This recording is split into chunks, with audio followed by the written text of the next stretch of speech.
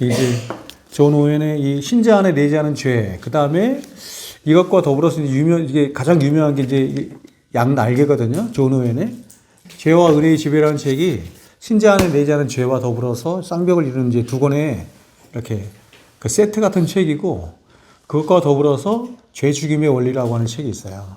그래서 그 세 권이 가장 유명한 책이거든요. 그래서 여러분들이 뭐 볼 수 있으면 보시면 좋죠. 최고의 책입니다. 최고의 책. 자, 사람의 원래 상태 한번 보겠습니다.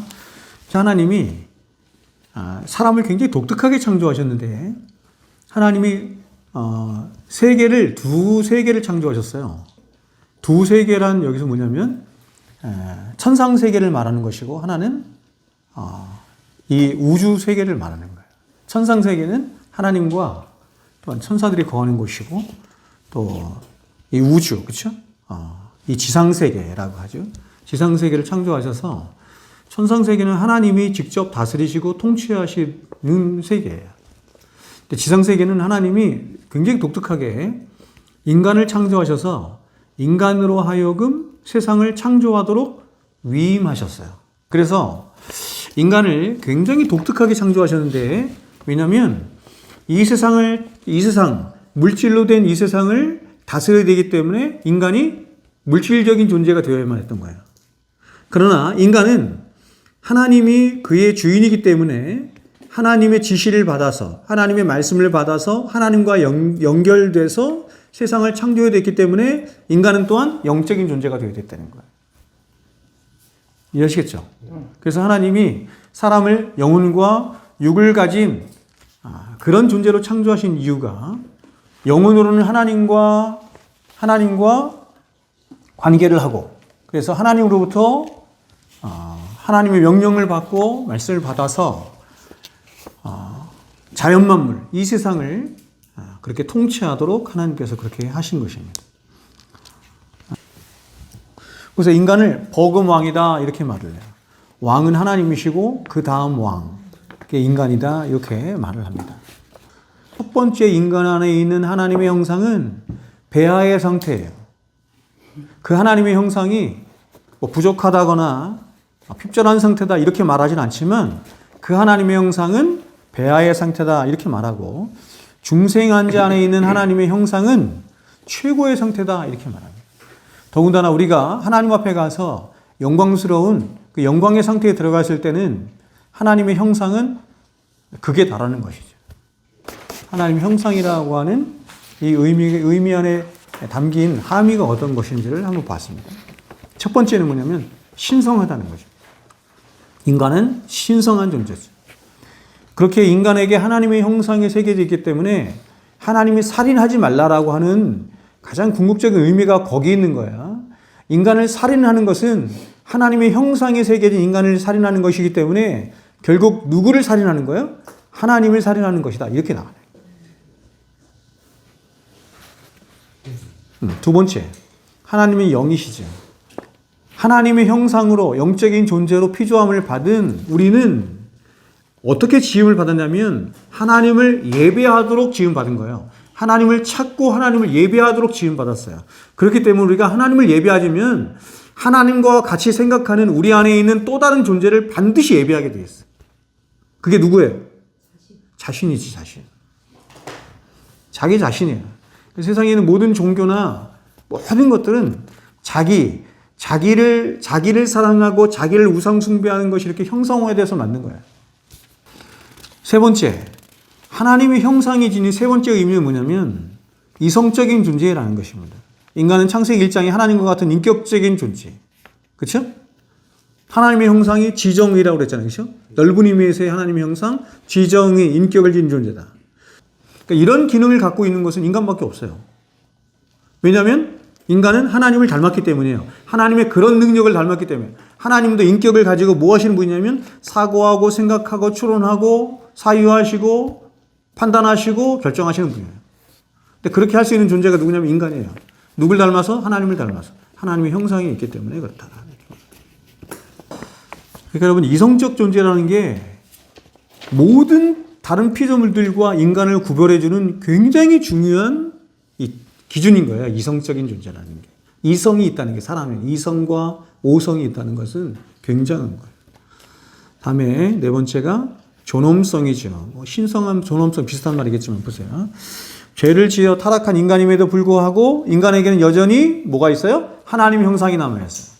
타락한 이후에도 하나님의 형상을 말을 해요. 똑같이. 어떤 경우에도 그 존엄성을 인정받아야 돼요. 왜냐하면 기본적으로 인간이라는 존재가 하나님의 형상이 새겨져 있는 존재이기 때문에 하나님을 닮은 존재이기 때문에 하나님의 형상이라고 하는 지닌 다섯 번째 의미는 뭐냐면 통합된 존재라는 것입니다. 인간이 통합된 존재라고 하는 것은 인간 본성이 하나로 통합되어 있음을 말하는 것이에요. 우리가 지난 시간에 함께 나누었던 것처럼 이분법적인 논리는 굉장히 사람을 잘못 보는 거죠. 영혼은 선하고 육체는 악한 것, 이건 성경적인 관점이 아닌 거예요.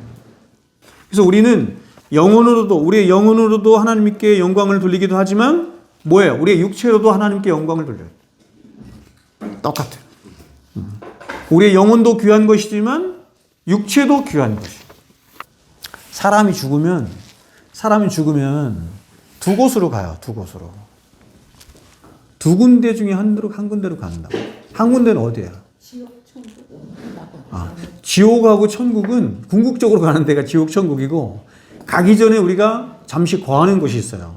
언제까지 거하냐면 예수님이 다시 오셔서 심판하시는 때까지 거하는 곳이 있어요. 그건 중간기고 그런 건 없어요. 연옥이나 이런 건 없고 뭐가 있냐면 천국과 똑같이 생긴 데가 있어요. 그걸 낙원이라고도 하고 아브라함의 품이라고도 해요. 그렇죠? 그 다음 지옥하고 똑같이 생긴 데가 있어요. 그걸 음부라고 그래요. 그렇죠. 음부라고. 천국과 낙원이 다른 건 뭘까요? 천국과 낙원은 똑같은 환경이 있는데 뭐가 다르냐면 우리의 상태가 달라요. 낙원은 우리가 잠시 거하는 곳이죠. 근데 잠시 뭐가 거하냐면 영혼이 거하는 곳이야. 우리 육체는 썩어서 없어졌잖아요. 그렇죠? 우리 육체는 썩어서 없어졌죠. 없어진 것이 아니라 육체가 땅에 묻혀 있는 것이죠. 말하자면. 그래서 예수께서 이 땅에 오셔서 심판 때가 되면 데살로니가서 4장 16절 17절에서 말하는 것처럼 이 땅에 그쵸 묻혀있던 우리의 육체가 다시 소성하는 거예요. 일어나서 영혼과 그 낙원에 있는 우리의 영혼과 결합이 돼서 지금 우리와 같은 완전한 모습으로 어딜 간다? 천국에 간다.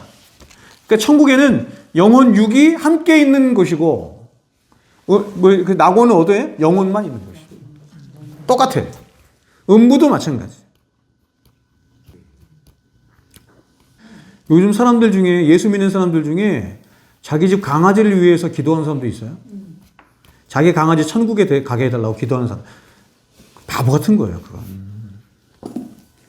근데 그런 생각이 어디서 나오는지, 교리가 어디서 나오는지 모르겠지만, 동물은 죽으면 어떻게 된다 그랬어요, 하나님이. 혼이 생명이라는 뜻이거든요. 혼이 생명이에요. 사람의 혼은 죽으면 하늘로 올라가고, 그쵸? 짐승은 죽으면 어디요? 땅으로 꺼져 끝나는 거예요. 없어지는 거예요. 그냥 흙으로 없어지는 거예요. 하나님은 모든 인간을 차별 없이 창조하셨고 또 인간은 어떤 차별도 없이 타락해요. 하나님은 그러한 인간에게 형벌을 내리실 때도 차별 없이 형벌을 내리시고 그리고 인간의 구원을 받는데도 하나님은 차별 없이 구원을 받도록 하셨어요. 그러므로 성경은 성차별, 인종차별, 계급차별 같은 모든 차별을 금하며 하나님을 모독하는 것으로 그것을 그렇게 여깁니다. 하나님 앞에서는 똑같아요. 피부색이 어떻든, 민족이 어떻든, 나라가 어떻든, 배움이 어떻든 똑같아요. 왜요? 하나님의 형상으로 비유됐기 때문에. 한 인격체로 보시는 건 똑같아요. 이건 어린과 아이도 마찬가지고 남녀도 마찬가지고 차별 없어요. 똑같은 것입니다. 그러나 여러분 제가 말씀드린 것처럼 그러나 하나님이 창조하신 창조의 세계를 질서 있게 이 세상을 다스리고 통치하시기 위해서 하나님이 구별을 두신 거예요. 구별. 아시겠죠? 어떻게 구별하셨어요? 남자와 여자로 구별하신 거죠. 남자와 여자로 구별하신 거예요. 그래서 신체적인 능력도 달라. 신체적으로 남자와 여자가 하는 역할이 다르기 때문에 그런 역할에 따라서 남자의 신체, 여자의 신체도 달라. 남자의 역할과 여자의 역할을 통해서 생육하고 번성하는 그런, 그렇죠? 사람을 태어나게 하는 것을 뿐만 아니라 그 태어난 자들을 양육하고 번성케 하는데 남자의 역할이 따로 있고 여자의 역할이 따로 있는 거예요. 근데 그 남자의 역할과 여자의 역할의 가장 중요한 것 중에 하나가 뭐냐면 남자는 머리로서 역할을 하는 것이고 여자는 돕는 배필로서 역할을 하는 거예요. 이 하나님이 정하신 거예요.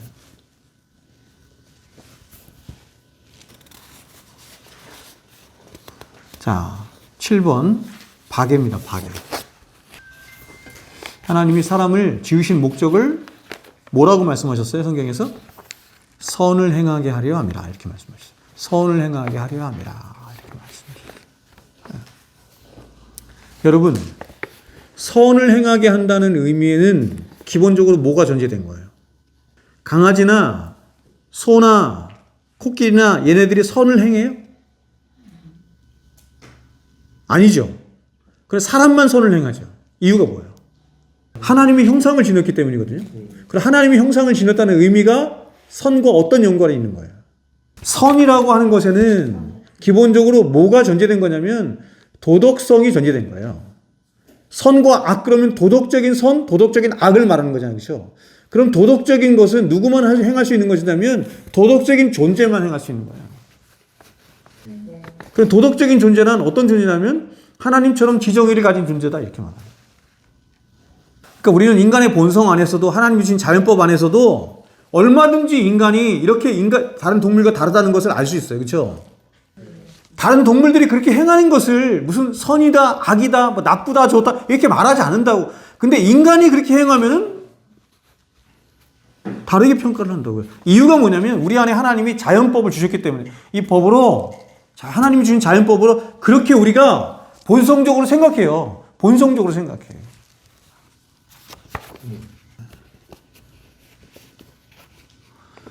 자, 권세. 그러니까 이런 모든 향유권, 이걸 향유권이라 해서 제가 향유권은 누구만 가진다? 원래 하나님만 가지는 거예요. 하나님만. 근데 그 권세를 누구에게 주셨다? 인간에게도 주신 거예요. 놀랍지 않습니까? 무신론이란 없는 거예요.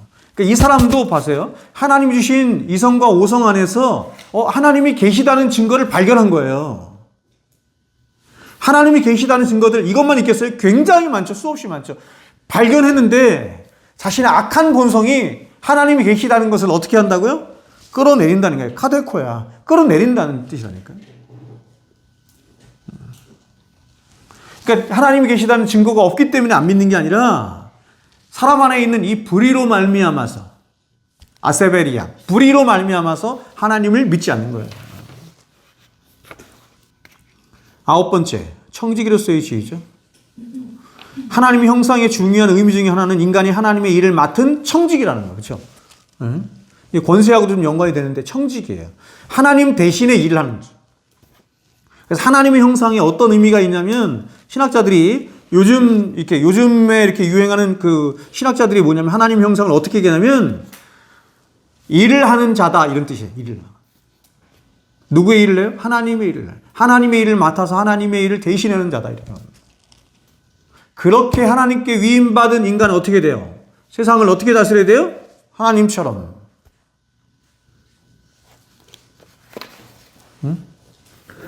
하나님이 세상을 다스리는 방식이 권위를 위임해 줌으로써라고 제가 말씀드렸어요. 그죠? 그러니까 세상에 있는 모든 권위는 다 누구 거예요? 하나님 거예요. 그래서 그 권위를 부여받은 모든 인간은 어떻게 해야 돼요? 그 권위를 하나님께서 사용하시는 것처럼 사용해야 돼요. 자연을 다스릴 때도, 가정을 다스릴 때도, 교회를 다스릴 때도, 그렇죠? 어디에서나 마찬가지. 이 말씀을 잘못 알면, 잘못 오해하면 어떻게 되냐면 잘못된 권세인데 하나님이 세우신 권세이기 때문에 우리가 무조건 복종이 된다? 아니에요. 아니란 말이에요. 그러면 우리는 언제까지 그렇게 계속 하나님이 세우신 권위를 잘못 사용함에도 불구하고 그 권세에 계속해서 복종하느냐? 그것이 하나님의 뜻은 아니라.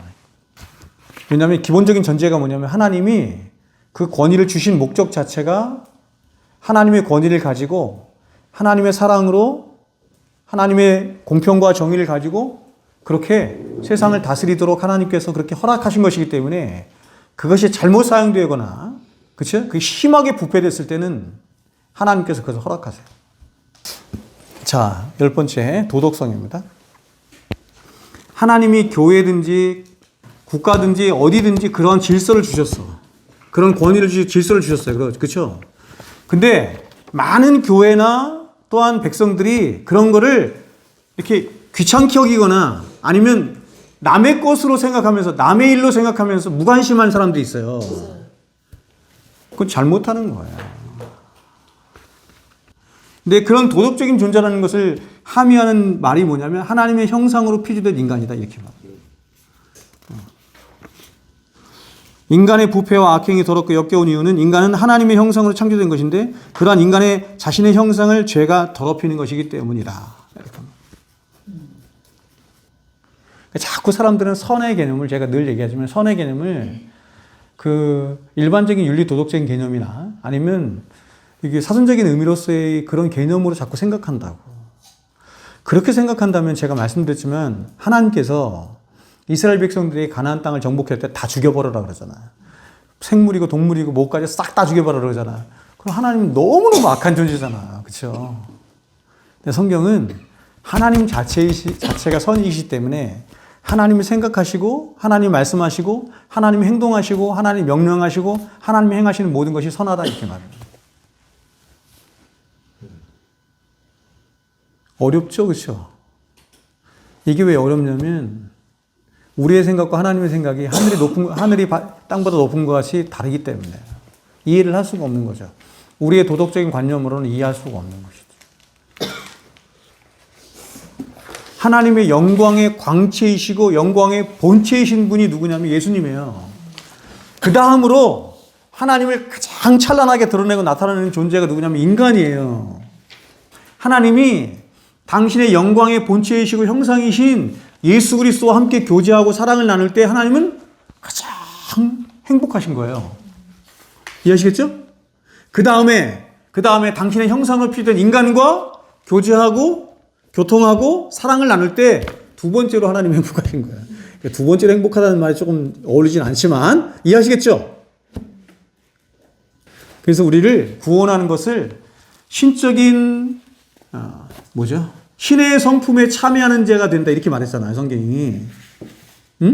그게 성부, 성자, 성령 하나님 안에서만 누리는 그 삼위 하나님 안에서의 교제 가운데 누리는 그 행복과 사랑으로 우리를 초대하시는 걸 말하는 거예요.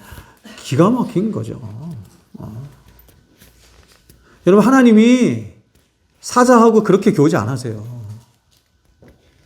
사자는 그렇게 할 수도 없어요. 원숭이가 그렇게 할 수 없어, 하나님과. 여러분, 지금 우리가 인간론 하고 있어요. 인간론. 인간을 규정해주는 첫 번째 가장 위대하고 다른 모든 피조물과 구분되는 인간을 규정해주는 말이 뭐라고 그랬어요? 하나님의 형상이에요. 아시겠어요? 첫 번째입니다. 두 번째가 있어요. 그게 뭐냐면 인간은 죄인이라는 것입니다. 죄인. 너무나 위대한 존재이면서도 이렇게 악한 존재가 없는 거예요. 이렇게 연약한 존재가 없는 거예요. 그래서 파스칼이 얘기했던 것은 인간은 생각하는 갈대다 라고 하는 말이 기가 막힌 표현인 겁니다. 기가 막힌 표현. 인간은 생각하는 갈대다. 그러니까 하나님의 형상만 알아서도 안 되고 인간이 죄인이라는 것만 알아서도 안 되는 거예요. 이 두 가지 같이 알아야 되는 거예요. 그러니까 인간을 바르게 하는 겁니다. 자, 그러니까 원래 하나님이 창조하신 인간은 하나님의 형상을 지닌 굉장한 존재였던 거예요.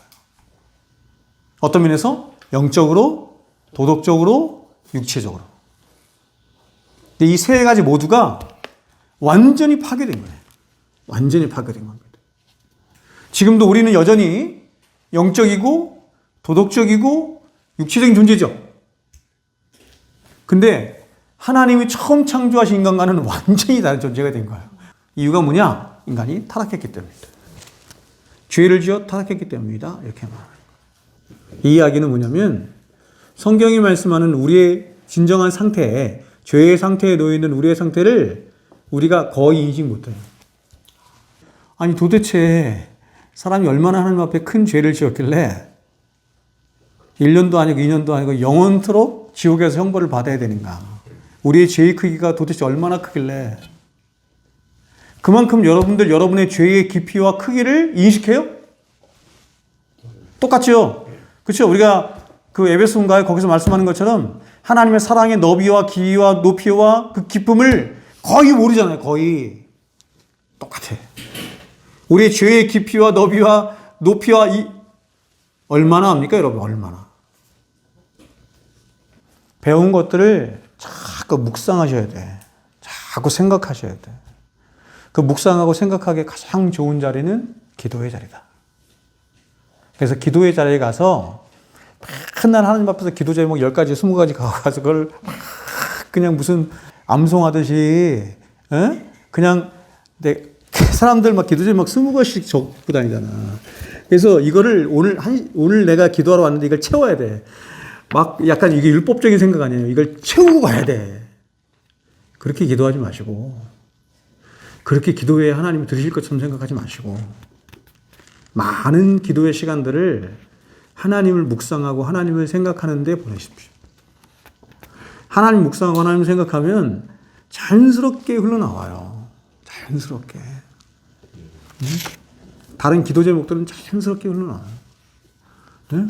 내가 예를 들어서 내 자녀를 위해서 기도해. 그러면 매일 나는 이 자녀를 위해서 기도해야 그 기도가 이게 막 쌓여서 그게 막 쌓여가지고 어느 정도 수준이 되면 그 다음에 하나님이 우리 내 자녀를 사랑하시고 뭐 하시고 할 것 같아. 그건 다 잘못된 생각이에요.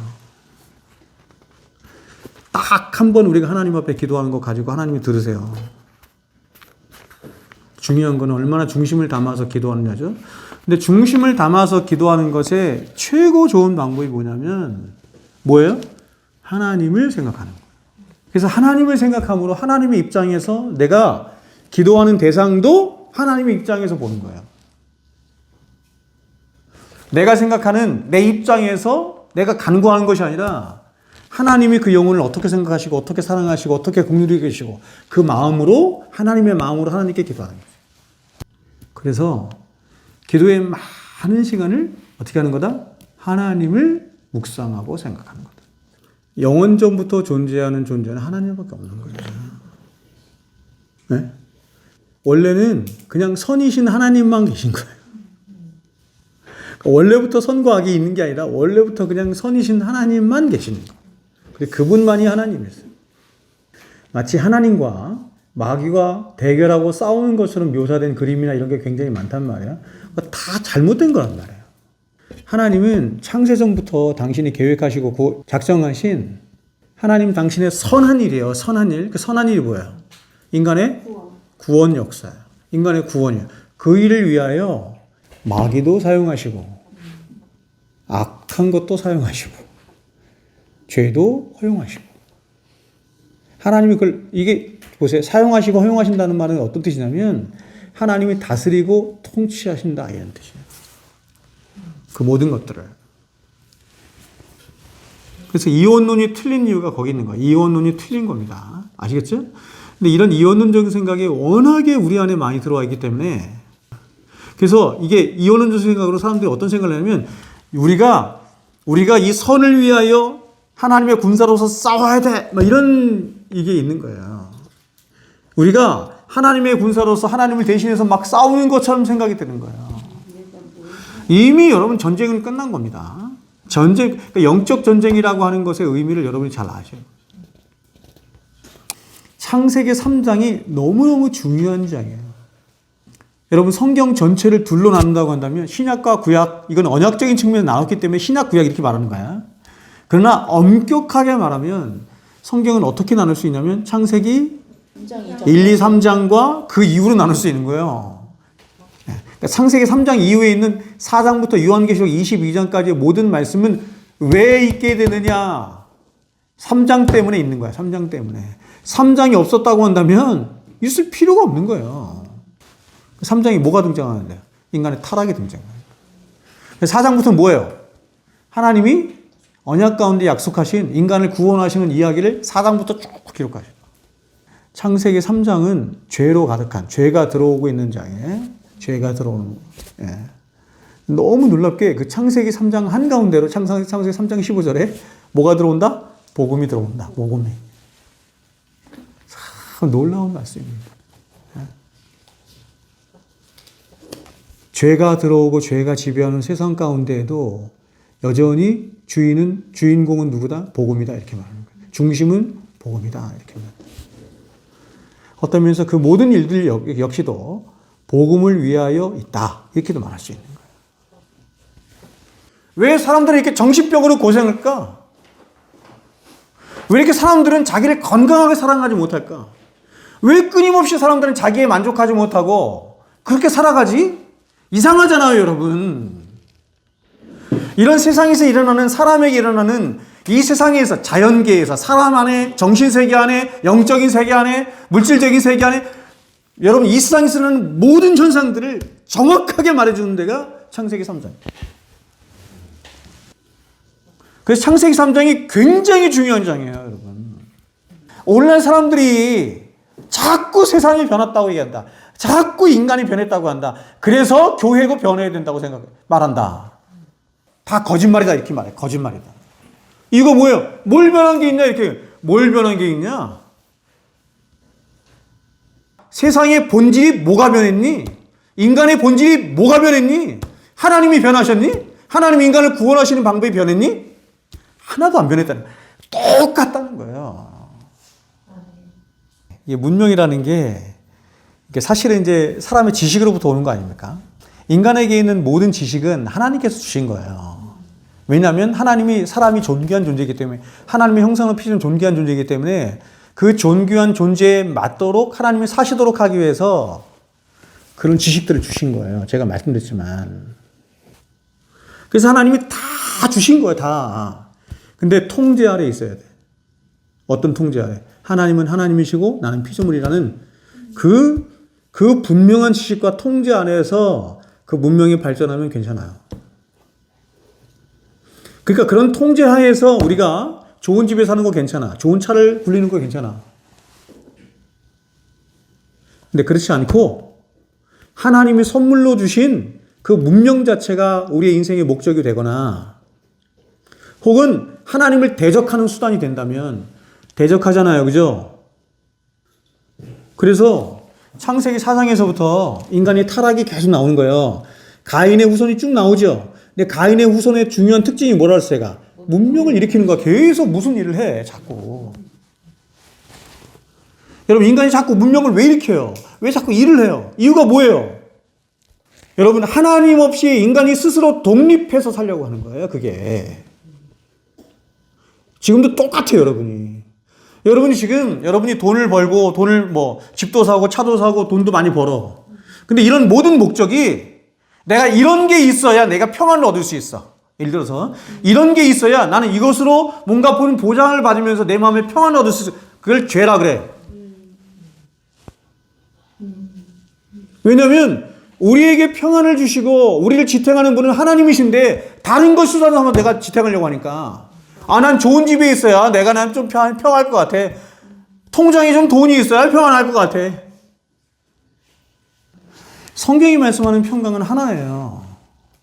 성경이 말씀하는 평안은 절대 평안인데 하나님께서 주시는 평강을 말하는 건데 하나님과의 관계가 회복됨으로 평강을 이룸으로 원수된 자가 하나가 되고 원수된 자가 얼싸 안아서 그 하나님께로부터 오는 것을 말하는 거예요.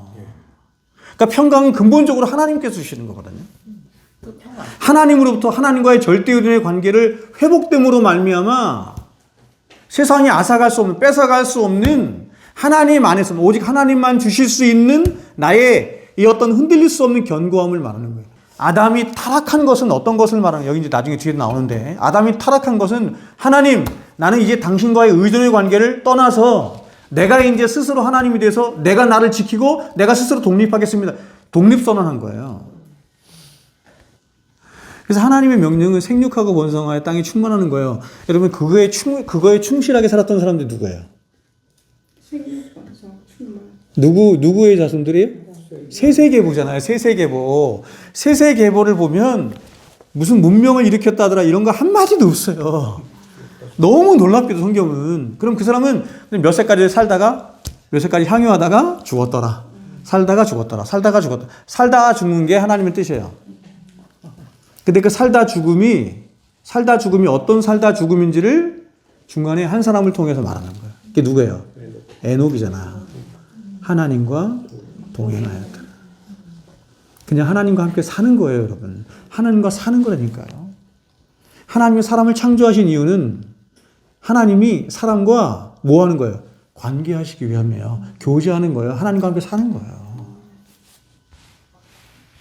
사람들은 맨날 착각하는 게 뭐냐면 돈이 많으면 세상이 문명이 이렇게 그렇죠? 문명의 이기가 발전하면 사람들이 행복할 거라고 생각하지만 옛날 조선시대보다 우리가 몇십 배 더 살고 혹은 100배 이상 잘 살고 물질적인 풍요를 이렇게 나누고 여러분 사람은 관계적인 존재예요. 하나님과의 관계, 수평적인 관계.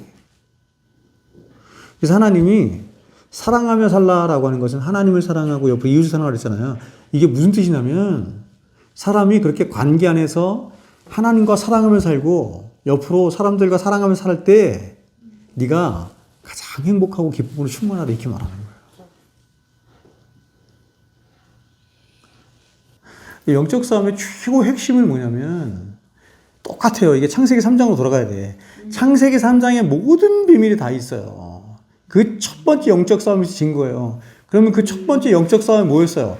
마귀가 와서 여자에게 유혹하면서 시험해서 그 영적 싸움이잖아요. 그 영적 싸움의 핵심이 뭐였어요? 너 하나님이 되라 이거잖아요. 너 하나님 되라. 지금도 똑같아요. 너 하나님 되라. 계속 마귀는 그 얘기하는 거야. 그 영적 싸움의 핵심이 뭐냐면 아니야. 난 하나님 앞에 죄인이고 피조물이야. 내가 있어야 할 자리는 여기야. 그래서 내 안에서는 하나님만 흥하셔야 돼. 그분만 흥하시고 나는 쇠어야 돼. 이게 영적 자체의 핵심이라니까요. 쉽게 말하면 내 원래의 자리로 돌아가는 거예요. 계속 돌아가는 거. 응? 무슨 신비적으로 무슨 마귀가 막 눈에 보여가지고 마귀하고 그게 마귀 그런 식으로 안 싸워요. 그런 식으로 안 싸웁니다.